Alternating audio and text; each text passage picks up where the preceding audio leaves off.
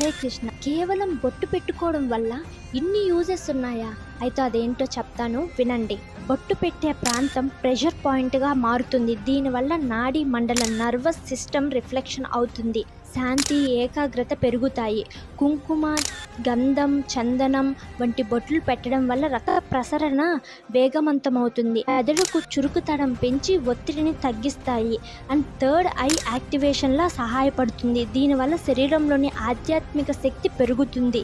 బొట్టు negative energy నుంచి కూడా మనల్ని రక్షిస్తుంది. కుంకుమ పెట్టుకోవడం వల్ల రక్త ప్రసరణ మెరుగుపరుస్తుంది. మెదడును ఉత్తేజపరిచేలా ఉంటుంది.